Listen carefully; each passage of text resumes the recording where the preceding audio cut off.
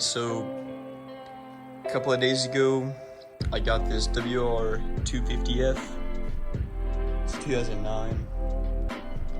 And it's pretty much perfect, except for that tire's flat. Needs a tube. Today I need to take the forks off because it is pouring fork oil.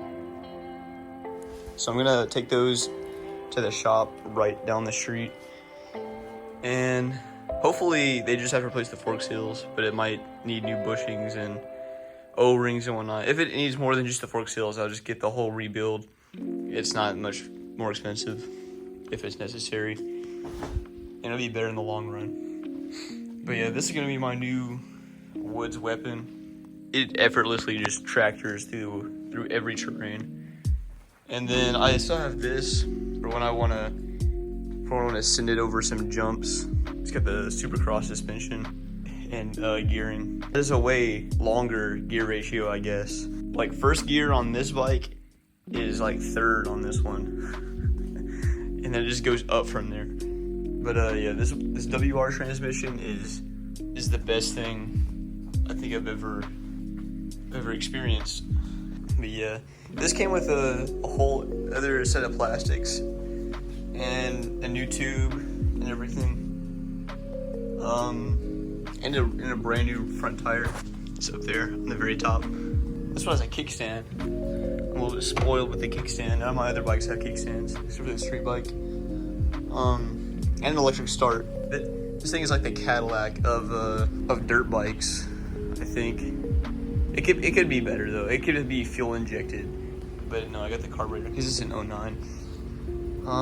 The new generation is fuel injected, which would be sick, but for what this is, it's completely worth it. I paid $2,500 for it, and it's in really good condition. It needs nothing except for the fork seals, and it came with a leaky rear tube, which is no big deal.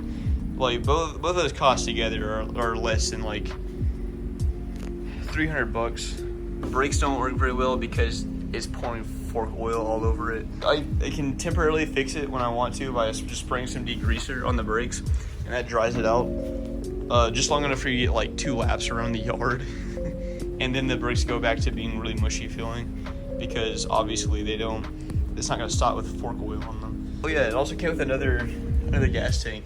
The other gas tank's up here. It said oversized tank. I might put that on. Wish it was transparent like that one.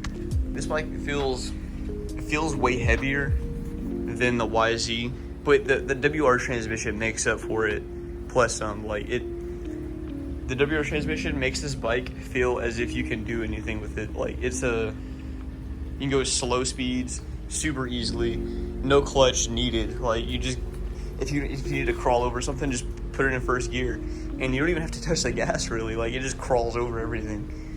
But that bike is a different story. This bike will kill you if you try to do anything slow and technical with it. That's just its 2-stroke Supercross nature. But like this one loves the woods. You go over logs and everything with it, through creek beds, no problem. But anyways, I'm about to take these forks off and this rear wheel off, and we're gonna go down to the shop. So I got my rolly stool, my toolbox, old cheap toolbox it's probably from Harbor Freight. I don't know where it came from, to be honest. Yeah, I'm gonna assume these are 10 millimeters. I can put money on it. Let's see here, we gotta find number 10. Where's number 10? It's up here somewhere. Yeah, there it is. Number 10. Let's see. First try. Got one of these things, and we're gonna need the adapter because this is a tiny one. We're gonna do this one-handed. Watch this.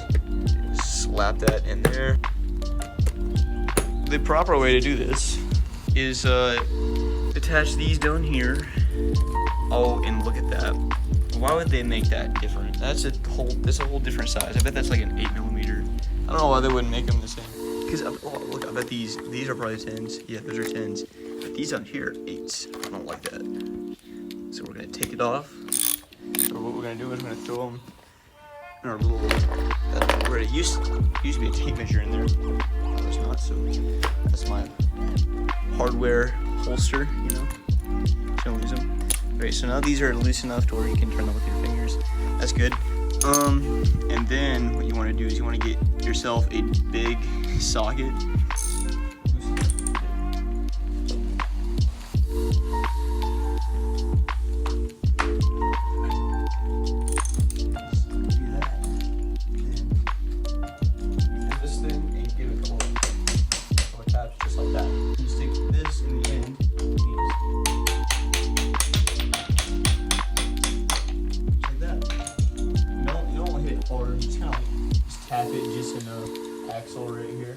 So like, whenever you're changing a front wheel that has a speedometer, on a bike that has a speedometer, this is the speedo right here. It's cable driven, and there's like a little bearing in there. So when the wheel spins, it spins, and it gives you a reading. Actually, this might not be cable driven. I don't know.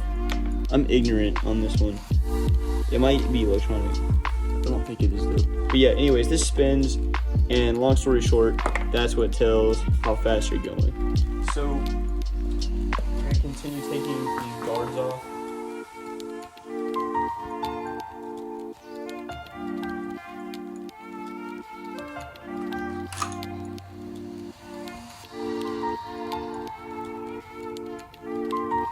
Right. My adapter just snapped off into my socket.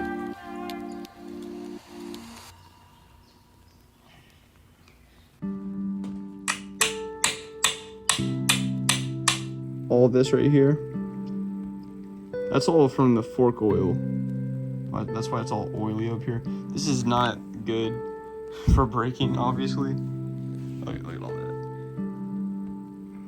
It looks like mud, but it's really not. It's just dust and like debris, and it's stuck to the metal because the fork oil is leaking all over it. You can see it right here too.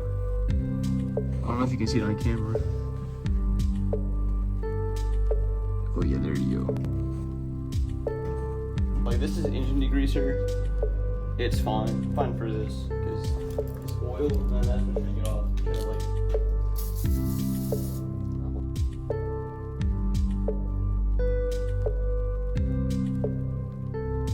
Okay, so this one right here, this is what the forks look like before.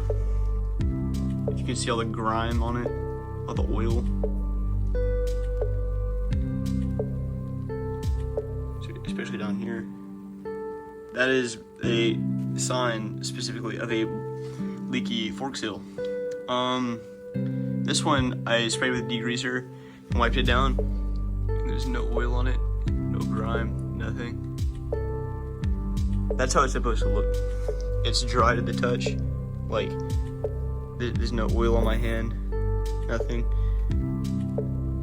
And then if I go over here and touch this one, now look, see how it's oily? That's fork oil. Yeah.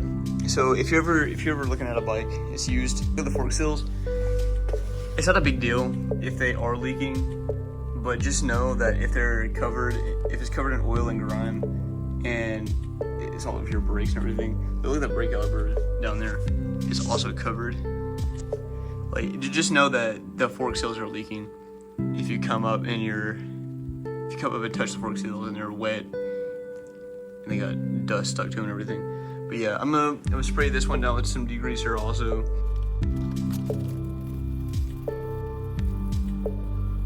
All right, so now we pick these out, and then slide the fork tube right out of the sleeve.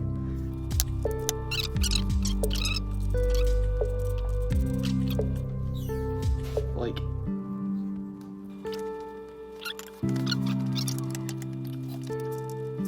right, so those are the front forks. There's the bike.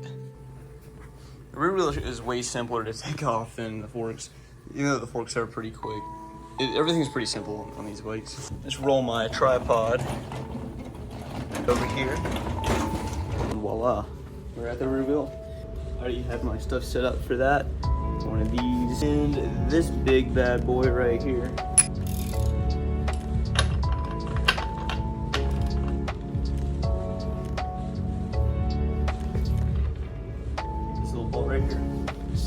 it's gonna be safe. Really easy.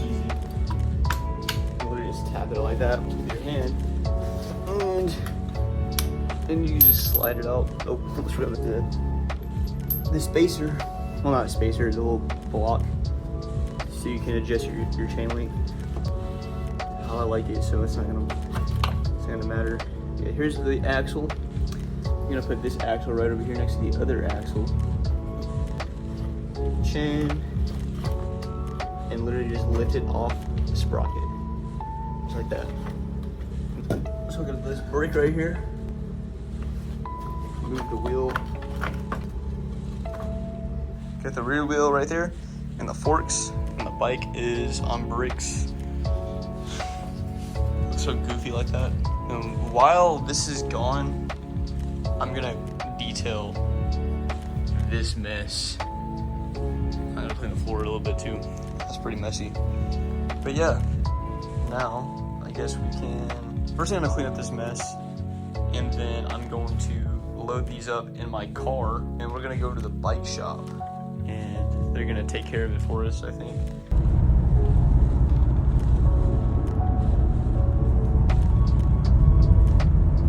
All right, I'm back from the bike shop.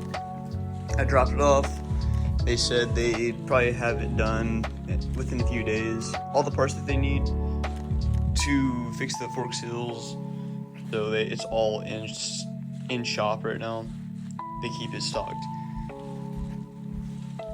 But yeah, I need to clean this up a little bit. I think that's it for this particular video. But when the forks come back, I'll make a video of me putting them back on, I guess. Probably not nearly as long as this one was.